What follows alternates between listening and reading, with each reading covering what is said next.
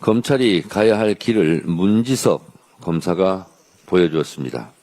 이러니 검찰개혁이 필요해 라는 국민적 공감대가 형성되었습니다. 쿠팡 일용직 퇴직금 미지급 사건을 둘러싼 문지석 검사의 양심 고백이 국민의 마음을 울리고 있습니다. 지부의 외압을 폭로한 문지석 검사에게 국민의 이름으로 뜨거운 박수를 보냅니다. 외압의 윗선 또 위압의 숨은 그 윗선을 밝혀내야 합니다. 문 검사는 국정감사장에서 검찰 지부가 핵심 증거를 누락하고 불기소 처분을 유도했다고 밝히면서 사회적 약자인 근로자들이 200만 원 퇴직금이라도 신속하게 받았으면 좋겠다라고 울먹였습니다.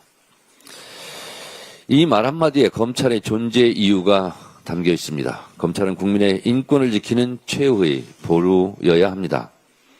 이것이 국민이 바라는 정의로운 검찰의 본 모습입니다.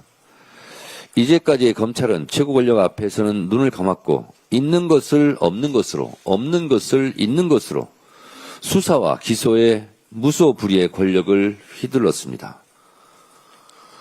약한 이들에게 칼을 겨눴습니다. 21대 국회까지만 해도 국정감사 등에서 검찰, 검사를 증인으로 채택하는 것은 상상하기 어렵고 금기시된 성역이었습니다. 그러나 22대 국회에 들어서 그 성역은 무너졌습니다. 이제 검찰이 숨을 곳은 없습니다. 스스로 개혁의 대상임을 자초했고 자인하고 있습니다.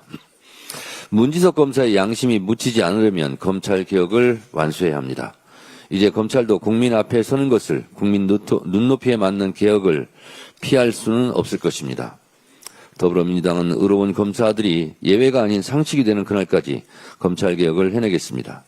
동시에 쿠팡 외압 사건의 실체적 진실도 끝까지 밝히겠습니다. 부당한 지시를 내린 자에게 응당한 책임을 물을 때까지 한순간도 긴장의 끈을 놓지 않겠습니다. 쿠팡 이 문제를 오랫동안 추적하고 정의로운 결과를 이끌어내는데 힘써 노력해준 김주영 의원님의 노고에 감사드립니다. 저는 어제 서해 최북단 백령도에서 국토방에 여념이 없는 자랑스러운 대한민국 국군 장병들을 응원하고 왔습니다. 국방이 현장 국감을 다녀왔습니다.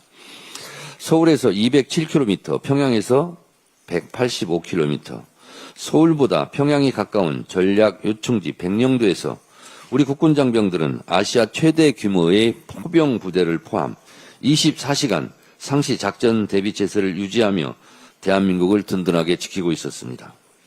국민 주권 영토로 구성된 국가의 방위를 위해 충성을 다하고 있는 애국심에 감사했습니다. 가담 정도가 경미하더라도 부역한 게 사실이면 승진은 말이 안 된다는 이재명 대통령의 말씀이 있었습니다. 12.3 내란 사태에 조금이라도 가담했다면 명명백백하게 밝히고 엄정하게 처벌해 군의 기강과 명예를 바로 세워야 합니다. 군 본연의 임무를 망각하고 윤석열을 위해 국민을 향해 총불 일겨는 일부 군인들 때문에 조용히 대한민국을 굳건하게 지키고 있는 군인들이 함께 비난받아서는 안 되겠습니다. 철저하게 확인하고 계엄 관련 인원이 적발되면 바로 엄중히 조치해 불법 계엄의 잔재를 청산하고 헌법과 국민을 수호하는 우리 국군으로 재건될 수 있도록 해야 합니다. 옥석을 가리고 신상필벌을 분명히 해야 군의 명예와 사기를 지키고 올릴 수 있습니다. 지금 이 시간에도 대한민국 곳곳에서 우리 국민의 생명과 안전을 지키기 위해 최선을 다하고 있는 국군 장병 여러분들께 진심으로 감사드립니다. 김병주, 황명선, 홍기원, 이모선 의원으로 구성된 재외국민안전대책단이 캄보디아 현지에서 우리 국민의 안전을 위해 최선을 다하고 있습니다. 어제 김병주, 황명선 등 의원으로부터 보고를 받았습니다. 어제 오후 캄보디아 프놈펜에서 현지 하원 의원들과 만나 한국인의 안전과 감금된 한국인에 대한 조기 송환을 요구했고 캄보디아 하원 측의 적극 협력하겠다는 답변을 이끌어냈습니다. 또한 취업 사기, 감금 등 피해 방지를 위한 코리아 데스크 설치, 온라인 스캠, 범죄 조직 소탕을 위해 양국이 초국적으로 협력을 할 것을 촉구했습니다. 우리 재외국민안전대책단은 50여 명의 한국인을 구출한 오창수 선교사와의 화상회의를 통해 구체적인 피해 사례를 확인, 문제 해결을 위한 심도 깊은 논의를 진행하고 재외동포 간담회를 통해 실태 점검도 진행했습니다. 교민사회 일상에 피해가 가지 않도록 국회가 노력해달라는 우리 동포의 말씀에 깊은 책임감을 느낍니다.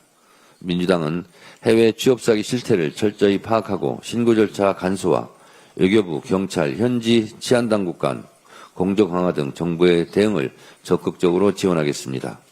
현지 안전인력 확충, 영사조력법 개정 등 제도적 개선을 추진해 우리 동포의 생명과 안전을 지키기 위해 앞장서겠습니다. 현지에서 수고해주고 계신 정부 합동대응팀, 외교부, 경찰, 교민, 그리고 민주당 재외국민안전대책단 여러분 수고가 많습니다. 감사합니다. 예, 다음으로 김병기 원내대표의 발언이 있겠습니다. 감사원은 정치보복원으로, 국민권익위원회는 윤석열 권익위원회로 이름을 바꿔야 할 지경입니다. 국민의 기관이 아니라 윤석열의 심부름센터처럼 움직였음이 드러나고 있습니다.